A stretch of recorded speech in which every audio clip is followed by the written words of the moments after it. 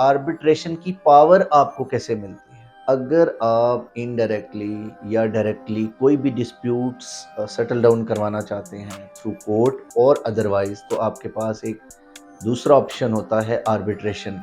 Importance of arbitration, इसके क्या क्या लेकुनास हैं जिसकी वजह से आप आर्बिट्रेशन को इन्फोर्स कराने में जो है वो नाकाम रहते हैं। क्या अगर आप आर्बिट्रेशन क्लॉज को जो है वो पुट इन करते हैं उस एग्रीमेंट में, तो उसका क्या इम्पैक्ट है आपके एग्रीमेंट पे, या क्या उसके लिए आपके लिए फिजिबिलिटी है कि आप उसको एनफोर्समेंट बेहतरीन तरीके से करवा सकते हैं।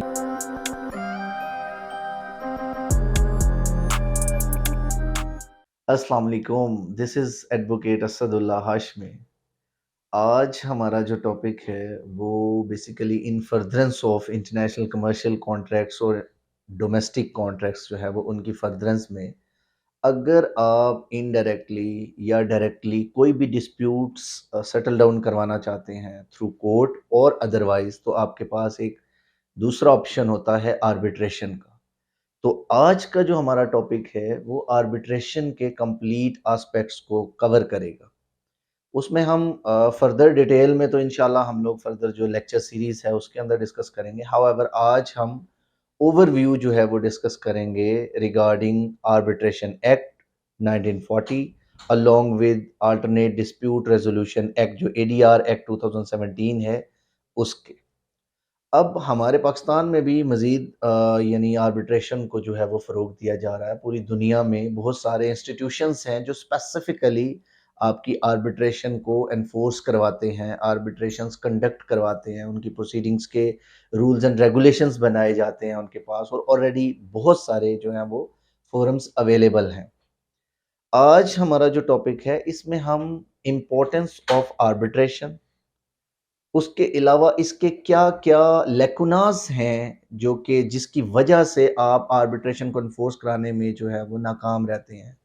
या फॉर एग्ज़ाम्पल, क्या आपके जो कॉन्ट्रैक्ट्स हैं नेशनल और इंटरनेशनल, अगर आप इंटरनेशनल कमर्शियल ट्रांज़ैक्शंस कर रहे हैं या इंटरनेशनल कॉन्ट्रैक्ट्स कर रहे हैं, तो क्या अगर आप आर्बिट्रेशन क्लॉज़ को जो है वो पुट इन करते हैं उस एग्रीमेंट में, या अगर पाकिस्तान में डोमेस्टिक लेवल पे अगर आप कोई कॉन्ट्रैक्ट करते हैं और उसमें आप आर्बिट्रेशन क्लॉज़ रखते हैं, तो उसका क्या इम्पैक्ट है आपके एग्रीमेंट पे, या क्या उसके लिए आपके लिए फिज़िबिलिटी है कि आप उसको एनफोर्समेंट बेहतरीन तरीके से करवा सकते हैं, या आर्बिट्रेशन क्लॉज़ रखने के आपके एग्रीमेंट में फ़वाइद ज़्यादा हैं या एज़ कम्पेयर टू के फर्दर जो है वो लिटिगेशन लिंगर ऑन होती है। तो हम आज जो है वो इन चीज़ों के ऊपर डिस्कस करेंगे।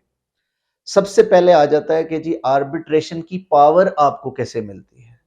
पावर ये है कि पूरी दुनिया में मॉडर्नाइज़ेशन का दौर जो है वो जब से स्टार्ट हुआ है, तो लोगों ने कोर्ट्स के जो इतने लंबी हेक्टिक जो है वो प्रोसीजर्स की वजह से आर्बिट्रेशंस की क्लॉजेस जो है वो ऐड डाउन करनी शुरू की एग्रीमेंट्स में। तो आर्बिट्रेशन में आप एमिकेबल सेटलमेंट करते हैं किसी एक आर्बिट्रेटर को, जिसे सालिस कह सकते हैं आप। आर्बिट्रेटर कोई मीडिएटर जो है वो अपॉइंट करते हैं, या फॉर एग्जांपल अगर आपने आर्बिट्रेशन क्लॉज अपने एग्रीमेंट में जो है वो रखी है, या एक सेपरेट आर्बिट्रेशन एग्रीमेंट अगर आपने जो है वो एग्जीक्यूट किया है, तो उसकी फर्दरेंस में आपने अपॉइंट करना होता है किसी आर्बिट्रेटर को, कि आप जो भी आर्बिट्रेटर जो एज पर कॉन्ट्रैक्ट जो भी फैसला करेगा, हम उसको एक्सेप्ट करेंगे, यानी हम उस वो हमारे ऊपर बाइंडिंग होता है। अगर कोई पार्टी उसको नहीं मानती तो उसके लिए कोर्ट्स जो हैं वो एनफोर्स करवाती हैं। तो अब हम स्पेसिफिकली जो आर्बिट्रेशन एक्ट है, फॉर एग्जांपल अगर आप एक एग्रीमेंट करते हैं, उस एग्रीमेंट में होता क्या है, आप आर्बिट्रेशन क्लॉज रखते हैं या कोई separate arbitration agreement write down करते हैं, और उसमें आप पावर्स देते हैं कि हमारा अगर इन केस ऑफ डिस्प्यूट, हमारा जो भी डिस्प्यूट हुआ रिगार्डिंग द पर्टिकुलर एग्रीमेंट जिसके अंदर आपने आर्बिट्रेटर्स को जो है वो पावर्स यानी आर्बिट्रेशन क्लॉज रखी, अगर आपके एग्रीमेंट में आर्बिट्रेशन क्लॉज है तो आप आर्बिट्रेशन में जा सकते हैं। इवन कोर्ट्स की पावर्स को भी जो है वो लिमिटाइज कर दिया जाता है थ्रू एग्रीमेंट, अगर आप आर्बिट्रेशन क्लॉज या आर्बिट्रेशन एग्रीमेंट कर सकते हैं। तो नॉर्मली क्या होता है इंटरनेशनली, तो ये चीज़ जो है वो यूज्ड टू है। नॉर्मली लोग जो हैं वो इसी को ही जो है वो राइट डाउन करते हैं इंटरनेशनल एग्रीमेंट्स में, कि वो थ्रू इंस्टीट्यूशनल आर्बिट्रेशंस करते हैं। अब जो हमारा मेन जो फ़ोकस है आज पाकिस्तान में एडीआर का जो कांसेप्ट है वो कैसे है। सेम इंटरनेशनली रिकॉग्नाइज्ड जो प्रिंसिपल्स हैं वो ही पाकिस्तान में भी इम्प्लीमेंटेड हैं। नंबर 1 ये कि जो एडीआर 2017 पाकिस्तान ने जो लेजिस्लेचर ने एनेक्ट किया, उसके अंदर बहुत सारे फीचर्स जो हैं वो प्रोवाइडेड हैं, बहुत सारी चीज़ें मॉडर्नाइज़ेशन की तरफ उसको मूव करती हैं। तो एडीआर जो है बेसिकली 2017 का, वो आर्बिट्रेशन एक्ट की फर्दरनेस मॉडर्नाइज्ड फॉर्म है। इसमें बहुत सारी पावर्स जो हैं वो दी गई हैं कोर्ट्स को भी, पार्टीज़ को भी।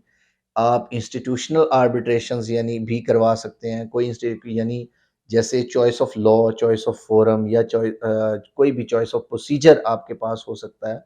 तो एडीआर ने बेसिकली आपको स्कोप दिया पाकिस्तान में कि आप पाकिस्तान में रहते हुए कोई भी एग्रीमेंट अगर डोमेस्टिक लेवल पे करें या इंटरनेशनल लेवल पे करें, तो आप कोई भी इंस्टीट्यूशन चूज़ कर सकते हैं, कोई भी फोरम चूज़ कर सकते हैं, कोई भी प्रोसीजर चूज़ कर सकते हैं कि किस प्रोसीजर के अकॉर्डिंगली आपने जो है वो डिस्प्यूट सेटलमेंट में जाना है।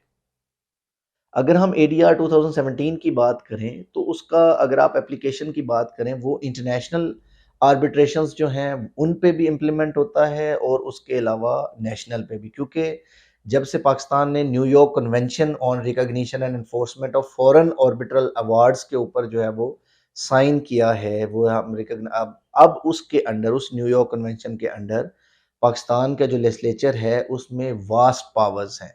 यानी इवन कोई आप अवार्ड इंटरनेशनली लेके आते हैं किसी भी, जैसे बहुत सारे इंस्टीट्यूशंस हैं, जैसे इंटरनेशनल चैम्बर ऑफ कॉमर्स है फॉर एग्जांपल, उसके अलावा Dubai arbitration international arbitration centre है। फॉर एग्जांपल अगर आईसीएसआईडी है, international centre for international chamber for the settlement of investment disputes, for example जो कि आपकी इन्वेस्टमेंट डिस्प्यूट्स को जो है वो सेटल डाउन करते हैं। उसके अलावा डब्ल्यूटीओ के अंडर जो डिस्प्यूट सेटलमेंट यूनिट जो है वो प्रोवाइडेड है, जिसके एक मैकेनिज्म प्रोवाइडेड है कि इस मैकेनिज्म को फॉलो करते हुए जो है वो उन्होंने सॉर्ट आउट करना होता है, इतना टाइम पीरियड के अंदर अंदर जो है उन्होंने डिसाइड करना होता है कोई भी डिस्प्यूट जो है वो पार्टीज के दरमियान, अगर एग्रीमेंट में उनको पावर्स दी गई हों। जैसे एक और जो है वो लंदन कोर्ट्स ऑफ इंटरनेशनल आर्बिट्रेशंस है। तो ये सारे इंस्टीट्यूशंस हैं जो कि हांगकांग चैम्बर ऑफ कॉमर्स है, हांगकांग के सेंटर ऑफ इंटरनेशनल आर्बिट्रेशंस हैं।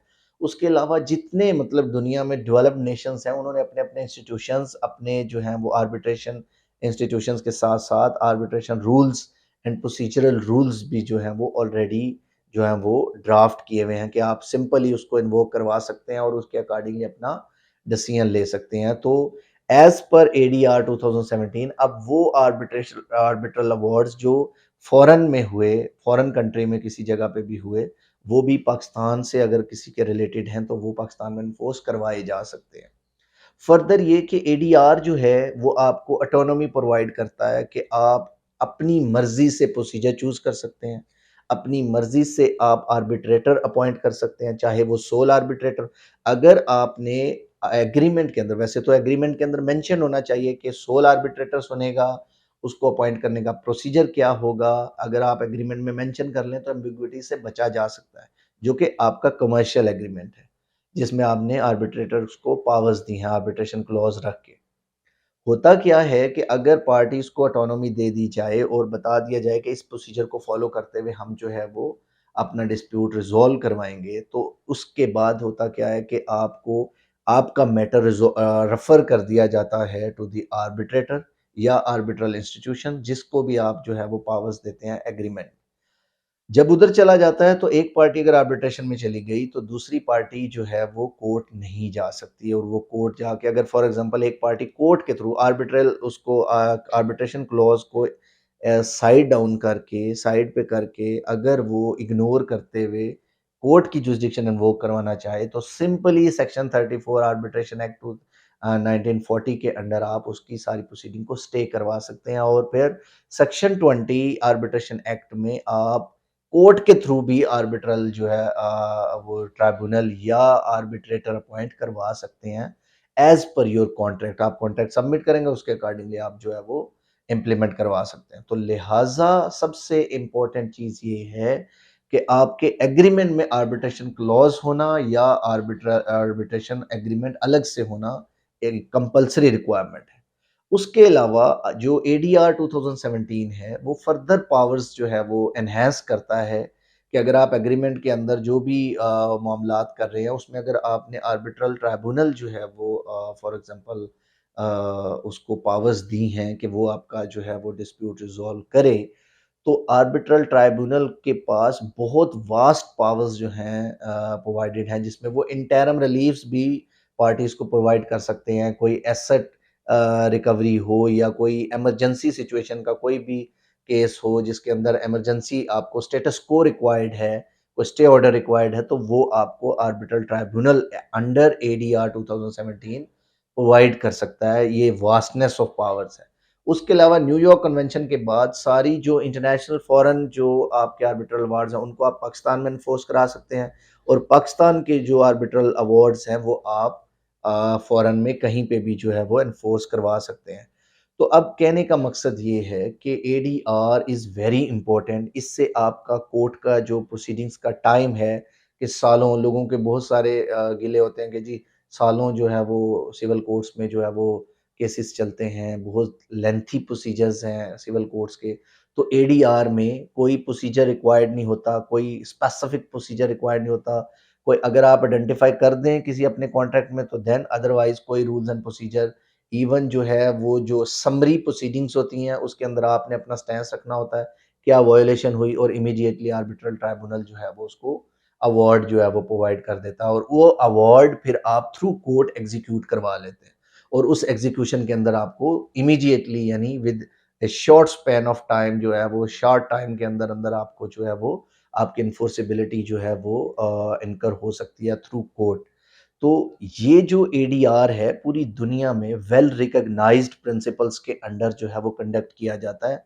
तो अब इन शॉर्ट ये फाइनली अगर हम इसको कंक्लूड करें, नंबर वन ये कि आप एग्रीमेंट जब भी कोई कमर्शियल एग्रीमेंट हो, इंटरनेशनल एग्रीमेंट्स हो, इंटरनेशनल फॉर एग्जांपल किसी भी चीज़ के बारे में अगर आप कोई एग्रीमेंट करते हैं, तो आपके पास you people are at liberty कि आप चाहे तो आर्बिट्रेशन क्लॉज एग्रीमेंट में रखें, आर्बिट्रेशन एग्रीमेंट अलग से करें, या कोर्ट ऑफ कॉम्पिटेंट ज्यूरिसडिक्शन को किसी कोर्ट को आप पावर्स दे सकते हैं। तो ये तीनों ऑप्शन आपके पास अवेलेबल है। अगर आप आर्बिट्रेशन में जाएँ तो ये जो प्रोसीजर अभी हमने डिफाइन किया है, हम इसको जो है वो लेकर जो है वो चलेंगे। वो आप एडीआर 2017 और आर्बिट्रेशन एक्ट 1940 के अंडर जो है वो ये सारी प्रोसीडिंग्स और वो सारा कुछ चलेगा।